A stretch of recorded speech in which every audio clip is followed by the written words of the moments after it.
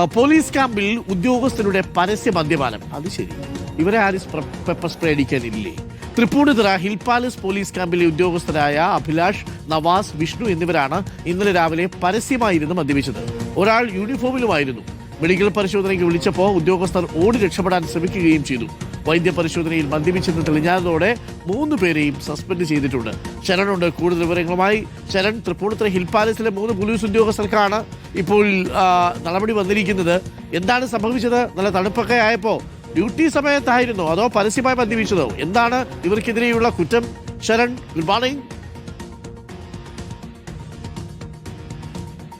Arunkumar, good morning. എന്തായാലും പരസ്യ മദ്യപാനമാണ് ഇവിടെ നടന്നിരിക്കുന്നത്. നമുക്കറിയാം, ഒരു വശത്ത് ഓപ്പറേഷൻ തൂഫാന്റെ ഭാഗമായിട്ട് വലിയ പരിശോധനകൾ കേരള പോലീസിന്റെ ഭാഗത്തു നിന്ന് തുടരുകയാണ്. ഇതിനിടയ്ക്കിലാണ് തൃപ്പൂണിത്തുറ AR ക്യാമ്പിലെ പോലീസ് ഉദ്യോഗസ്ഥർ 3 പോലീസ് ഉദ്യോഗസ്ഥർ പരസ്യ മദ്യപാനത്തിന് സസ്പെൻഷനിലായിരിക്കുന്നത്.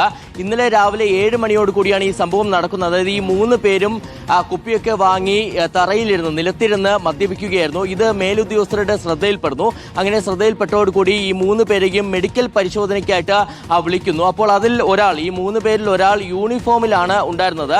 യൂണിഫോമിൽ ഉണ്ടായിരുന്ന ഉദ്യോഗസ്ഥൻ അവിടെ നിന്ന് ഓടി രക്ഷപ്പെടാൻ ശ്രമിക്കുന്നു. അങ്ങനെ മറ്റ് പോലീസ് ഉദ്യോഗസ്ഥർ ചേർന്ന് ഇയാളെ തടഞ്ഞു വെക്കുകയും പിന്നാലെ ഈ 3 പേരെയും വൈദ്യപരിശോധനയ്ക്കായി എത്തിക്കുകയായിരുന്നു. അങ്ങനെ വൈദ്യപരിശോധന നടത്തിയപ്പോഴേക്കും 3 പേരും മദ്യപിച്ചു എന്ന് തെളിഞ്ഞതിന്റെ അടിസ്ഥാനത്തിലാണ് ഇപ്പോൾ 3 പേരെയും സസ്പെൻഡ് ചെയ്തിരിക്കുന്നത്. എന്തായാലും അഭിലാഷ്, നവാസ്, വിഷ്ണു എന്നിവരെയാണ് സസ്പെൻഡ് ചെയ്തിരിക്കുന്നത്. ഇവർക്കെതിരെ കേസ് എടുക്കാനുള്ള നടപടികളിലേക്കും പോലീസ് കടക്കുകയാണ്.